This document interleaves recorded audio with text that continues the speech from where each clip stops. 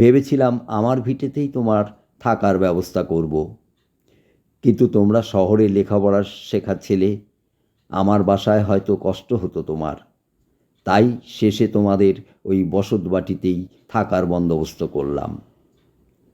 রাতের দিকে ওদিকে কেউ সেধোয় না, তাই এখনও চোরগুন্ডাদের আস্তানা হয়ে ওঠেনি। ব্যাপারটা আমাকেও খুব অবাক করেছে অবনী কাকা। ওরকম একটা বিশাল বাড়ি শূন্য পড়ে আছে, অথচ কেউ জবরদখল করেনি, অ্যান্টি সোশ্যালদের আড্ডা হয়ে ওঠেনি। এর কারণটা কি? তোমার বাবা সুদর্শন রায় খুব বিদ্বান মানুষ ছিলেন।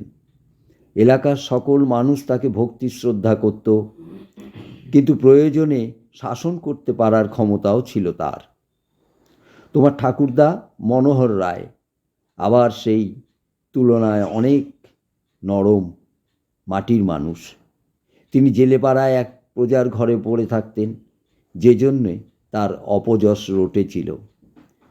তাঁর আমলেই প্রথম টের পাওয়া যায় কোনো অশরীরী দুষ্ট আত্মা রায়বাড়িতে বাসা বেঁধেছে। মনোহরের পিতামহ নরোত্তম রায় তখনও বেঁচে, বুড়ো হয়ে ধুঁকছে রোগ ব্যাধিতে, দুপা পঙ্গু, শরীরে ঘা, বিছানা ছেড়ে নড়তে পারে না। একদিন দেখা গেল পশ্চিমে বাঁশঝাড়ের ভেতরে তার লাশ পড়ে আছে। তাকে যেন কেউ টেনে হিঁচড়ে বাড়ির বার করে দিয়েছে। একটা বড় নিঃশ্বাস ফেলে অবনী কাকা বলতে লাগলেন, তোমাকে আজ বলি বাবা, আমার ধারণা মনোহর রায় বাইরে বাইরে রাত কাটাতেন কিছু একটা ভয়ানক ভয়ে। তোমার বাবার আমলেও ওই একই দৌরাত্ম্য চলেছিল। সেই জন্যই সুদর্শন রায় বাড়ির পশ্চিম অংশটায় তালা মেরে স্ত্রী পুত্র নিয়ে চলে আসেন পূবের দিকটায়। অনেক ওঝাবুদ্ধি এসেছিল, কেউ কিছু সুরাহা করতে পারেনি। তারপর তোমার বাবা মারা গেলেন অপঘাতে। তোমার মা শিশুকোলে চলে গেলেন মথুরাপুরে। রায়বাড়ি বন্ধ হয়ে পড়েছিল। মাঝে অবশ্য বদমাশদের আড্ডা হয়ে উঠেছিল। এক রাতে তাদের 4টে লাশ পাওয়া গেল ওই মজা পুকুরের কাদায়। মুখে চোখে নিদারুণ ভয়ের চিহ্ন ছিল তাদের। অনির্বাণ সেই রাতেও থেকে গেল পিতৃপুরুষের বসত ভিটে।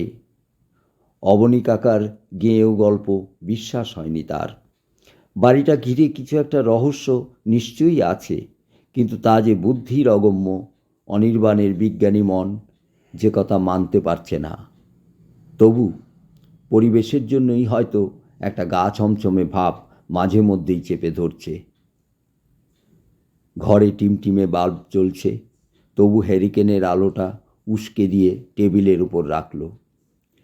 মাকে লেখা অসমাপ্ত চিঠিটা শেষ করতে হবে।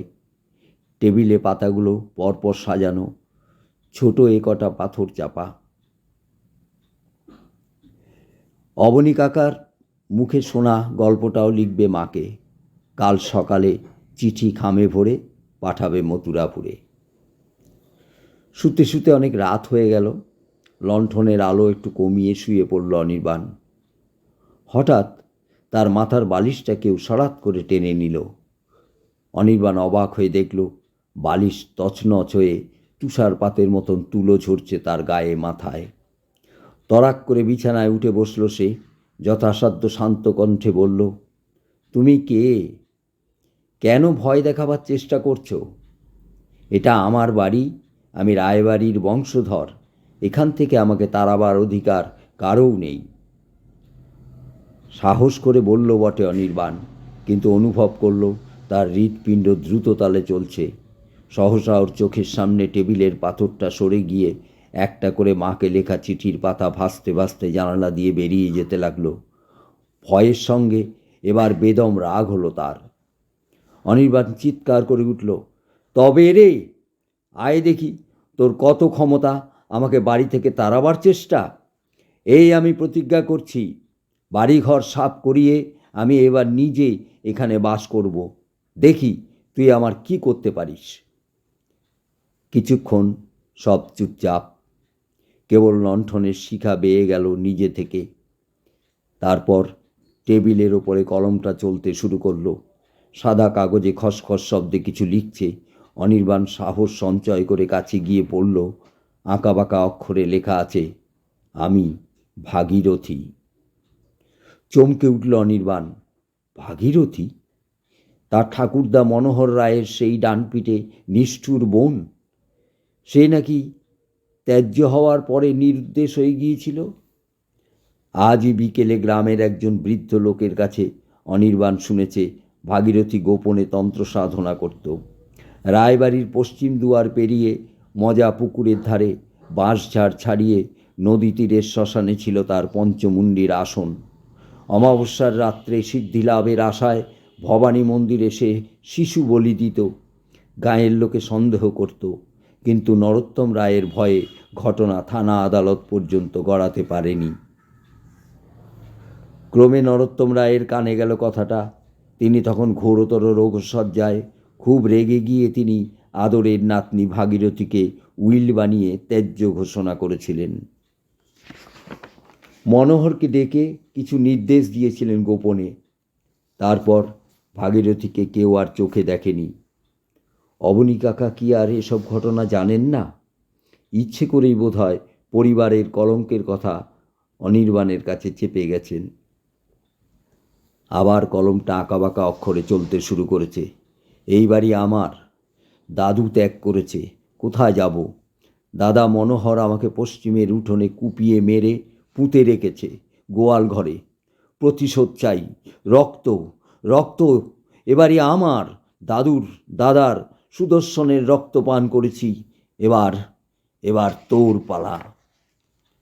হঠাৎ অনির্বাণ দেখল লণ্ঠনটা তীব্র বেগে তার দিকে ছুটে আসছে। কেউ যেন ছুঁড়ে মেরেছে জোরে। সে কোনো মতে মাথা বাঁচিয়ে দৌড়ে ঘরের বাইরে পালায়। শুনতে পেল পিছনে লণ্ঠনটা দেয়ালে ধাক্কা খেয়ে চুরমার হয়ে গেছে। মশারির তোষক মুহূর্তে জ্বলে উঠল দাউ দাউ করে। ঊর্ধ্বশ্বাসে অনির্বাণ ছুটতে লাগলো গ্রামের লোক বসতির দিকে। ওদিকে ধীরে ধীরে আগুন বাড়তে বাড়তে সম্পূর্ণ বাড়িটাকে গ্রাস করে ফেলল। ছুটতে ছুটতে অনির্বাণ অনুভব করল একটা মিশকালো ঝোড়ো হাওয়ার স্তম্ভ দ্রুত এসে তাকে ঘিরে ঘুরপাক খাচ্ছে। সেটা অনির্বাণকে প্রান্তরের উপর নিয়ে সবলে টানতে টানতে নিয়ে চলল শ্মশানের দিকে। পরদিন ওকে ভবানী মন্দিরের গর্ভগৃহে খুঁজে পাওয়া গিয়েছিল। অনির্বাণ তখন বদ্ধ উন্মাদ। গল্পটা এখানেই শেষ। গল্পটা কেমন লাগলো আপনারা কমেন্ট করে জানাবেন। আমাদের চ্যানেলটিকে লাইক ও শেয়ার করতে ভুলবেন না।